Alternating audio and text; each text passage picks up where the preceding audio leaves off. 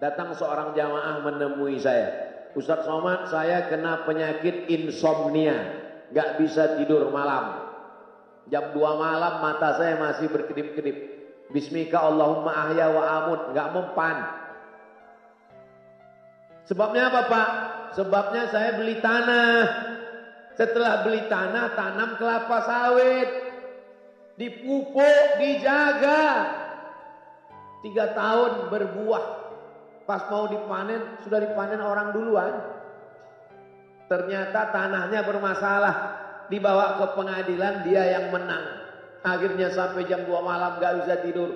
Apa yang terlintas dalam pikiran? Kenapa beli tanah? Kenapa tanam sawit? Kenapa beli tanah? Kenapa tanam sawit? Kenapa diambil orang? Kenapa dulu gak ternak ikan aja? Kenapa gak ternak puyuh? Berbulan-bulan gak bisa tidur. Akhirnya pergi ke psikiater. Pak psikiater, ya saya sudah 2 bulan gak tidur-tidur Pak psikiater. Akhirnya Pak psikiater buat resep. Ini obatnya, yang ini dimakan sebelum makan, yang ini dimakan setelah makan, yang ini 3 kali, yang ini 2 kali. Akhirnya memikirkan resep itu, makin gak bisa tidur. Dimakan, tertidur. Dosisnya habis, terbangun. Kenapa beli tanah, kenapa tanah? Setelah dimakan, muncul masalah baru. Terlalu banyak makan obat, terjadi kekacauan tubuh. Akhirnya kena buah pinggang, muncul masalah baru. Sampai akhirnya saya ketemu MP3 Ustadz. Saya dengarkan sebelum tidur malam. Begitu saya dengar, saya tertidur. Makanya saya tidak marah kalau ada jamaah tertidur. Itu menunjukkan jiwanya tenang. Karena dia tidak kena penyakit insomnia. Orang Amerika, orang Eropa, mobilnya mewah, apartemennya cantik, rumahnya megah, duitnya banyak, dolarnya bejibun, gak bisa tidur karena masalah hidup dunia. Kita naik angkot kelewatan gang. Itu menunjukkan apa? Di mana letak ketenangan itu? Huwallazi anzala sakinata fi qulubil mu'minin. Dia yang menurunkan ketenangan ke dalam hati orang yang beriman. Oleh sebab itu maka iman ini mesti disiram dengan ilmu. Majelis ilmu adalah majelis zikir. Majelis ilmu adalah majelis turunnya rahmat dan barakah. Majtama'a qaumun fi baitin min buyutillah. Sekelompok orang berkumpul di rumah Allah, yatsluna kitab Allah, membaca ayat-ayat Allah, wa yatadarasunahu fima bainahum, mengkaji isinya. Nazalat alaihimus sakinah, turun ketenangan. Ghasyiyat bihimur rahmah, turun rahmat kasih sayang Allah. Haffat bihimul malaikah, dikelilingi oleh para malaikat. Wa dzakarahumullahu fi man indah, dibanggakan Allah Ta'ala dengan para malaikat. Tadi malam ketemu dengan murid dari Syekh Muhammad Yasin bin Isa Al-Fadani di Zawiyah Raudhah. Ketemu, cium tangan, barokah, zikir, sholawat, tenang jiwa. Lalu kemudian subuh ini ketemu dengan Abah Raud, ketemu dengan para penghafal Quran, ketemu dengan santri-santri, tenang jiwa. Tidak ada yang menenangkan jiwa ini selain daripada majlis zikir, majlis ilmu. Betapa meruginya ayam-ayam mati di lumbung padi. Benih tidak disiram, mati. Benih yang disiram dengan majlis ilmu tumbuh, tapi tidak berbuah. Maka mesti disiram pakai pupuk buah. Datang konsultasi. Ini kenapa tidak berbuah? Kenapa ini tidak berbuah? Karena ternyata dia mesti diamalkan.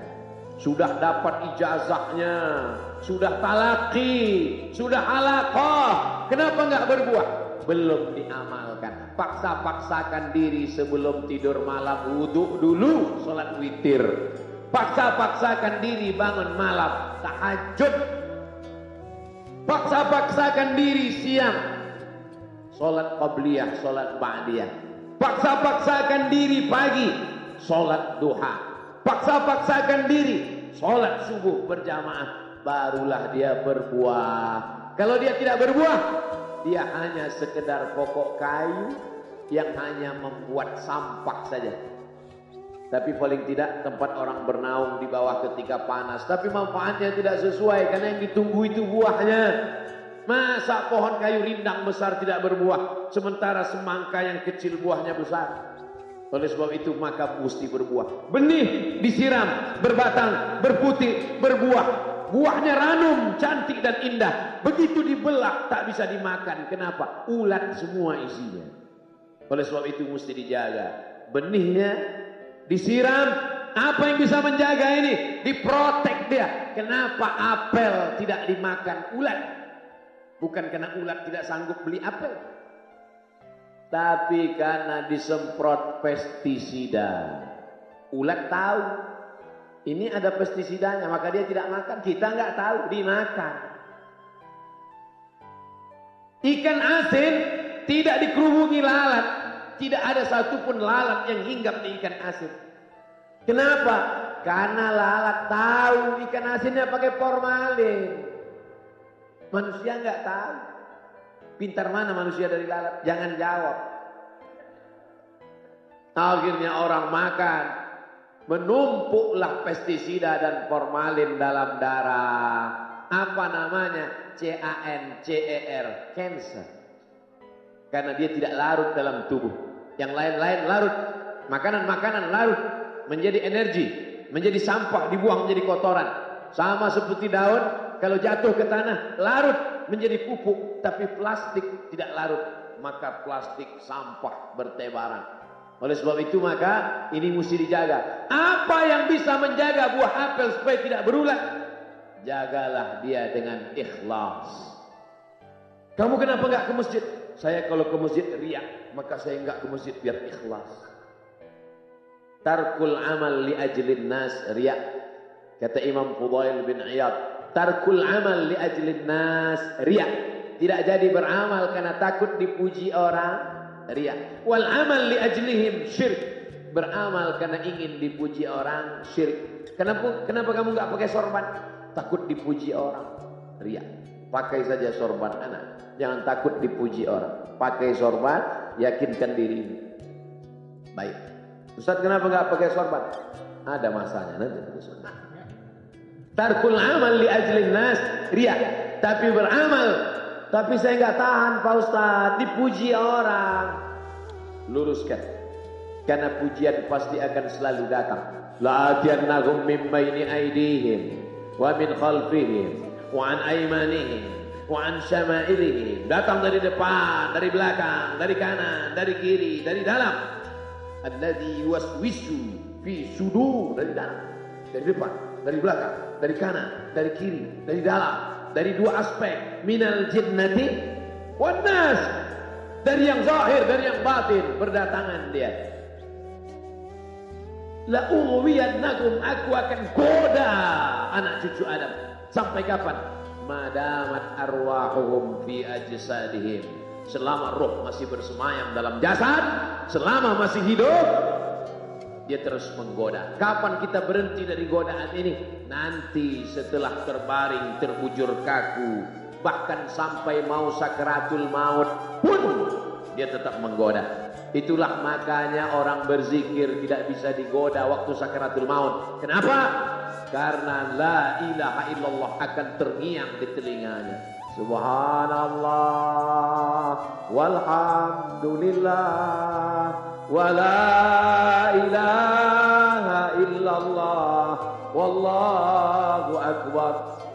Subhanallah walhamdulillah wa la ilaha illallah wallahu akbar. Kalau itu diucapkan sekali, 10 kali, 100 kali, 1000 kali, terngiang dia di telinga kita. Bahkan ketika kita mau tidur malam pun terngiang dia. Bahkan ketika kita mengigau di tengah malam pun itu yang terngiang. Maka saat mau sakaratul maut pun itu juga yang akan datang. Apa yang kau ucapkan, apa yang kau dengar, apa yang kau pikirkan, apa yang kau renungkan, itu yang akan datang waktu sakaratul maut. Seorang bapak sudah divonis dokter, panggil istrinya, panggil anaknya, bawa ini ke rumah,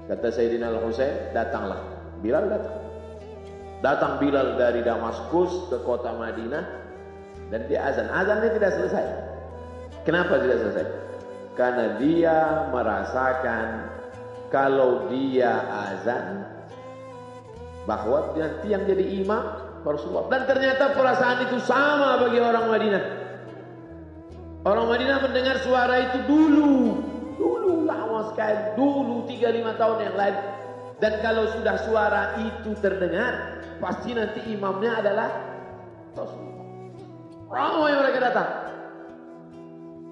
mereka datang. Luar biasa ini azan, kata mereka.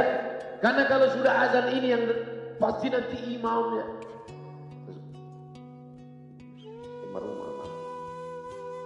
Al-Fatihah. Alhamdulillah, Maliki yaumiddin. Iyyaka na'budu wa iyyaka nasta'in. Ihdinas siratal mustaqim, siratal ladzina an'amta 'alaihim ghairil maghdubi 'alaihim waladdallin. Amin. Allahumma ighfir lahu warhamhu wa'afihi wa'fu anhu wa akrim nuzulahu wa wasi' madkhalahu waghsilhu bil ma'i wal thalji wal barad wa naqqihi min al khataaya kama yunqqa ath-thawbul abyad min ad-danas wa abdilhu daran khairan min darihi wa ahlan khairan min ahlihi wa qihi min fitnatil qabri wa 'adzabil nar. اللهم لا تحرمنا أجره ولا تفتنا بعده واغفر لنا وله ولإخواننا الذين سبقونا بالإيمان ولا تجعل في قلوبنا غلا للذين آمنوا ربنا إنك رؤوف رحيم. اللهم اجعل أهله وتلامذته وطلابه من الصابرين الذين إذا أصابتهم مصيبة قالوا إنا لله وإنا إليه راجعون. اللهم اجعل أبناءه وبناته من الصالحين والصالحات واحفظهم من كل سوء وشر. اللهم اجعل هذا المعهد الذكر معهدا عظيما مباركا تخرج منه الطلاب والطالبات من المجاهدين والمجاهدات في سبيلك بأموالهم وأنفسهم. اللهم احفظهم من الظلمات، اللهم أخرجهم من الظلمات إلى النور. اللهم وفقنا لما تحبه وترضاه. اللهم اجعل أبناءنا وبناتنا من حفاظ القرآن والحافظات. اللهم اجعل قبره روضة من رياض الجنان، لا تجعل قبره حفرة من حفر النيران. وصلى الله على سيدنا ومولانا شفيعنا وذخرنا محمد وعلى آله وصحبه وسلم والحمد لله رب العالمين. Kalau sayang dengan almarhum, hidupkan majelisnya, ramaikan, bangkitkan semangat, tunjukkan kepada Allah Subhanahu wa taala bahwa kita cinta. Sab'atun yudhilluhumullah, 7 orang yang dapat naungan. Yauma la illa dhilluh, hari itu tak ada naungan kecuali naungan Allah. Rajulani, 2 orang. Tahabba fillah, berkasih sayang karena Allah. Ijtama'a alaih, bersama karena Allah. Wa tafarraqa alaih. Saya berharap saya dengan almarhum, saya dengan Abah Raud, saya dengan para sahabat termasuk yang mendapatkan naungan ini. Saya dengan almarhum tak ada hubungan kepentingan. Kami tak ada hubungan politik. Kami tak ada hubungan ekonomi. Kami murni karena la ilaha illallah Muhammad Rasulullah. Alaiha nahya, dengan itu kami hidup. Wa alaiha namutu, dengan itu kami mati. Wa biha nub'atsu insyaallah, dengan itu juga nanti kita akan dibangkitkan. Sayang dengan Nabi, hidupkan masjid-masjid. Sayang dengan ulama, hidupkan majelis-majelisnya. Jaga peninggalan-peninggalannya. Lanjutkan perjuangannya. Itu bukti sayang. Sayang bukan di tepi bibir, sayang bukan basa-basi. Oleh sebab itu, kita akan dituntut di hadapan Allah tentang nikmat besar ini. Mudah-mudahan kita lulus ujian dunia, ujian akhirat. Amin ya rabbal alamin. Terima kasih segala perhatian. Mohon maaf segala kesilapan dan kekhilafan. Jangan lupa salat sunat isyraq 2 rakaat.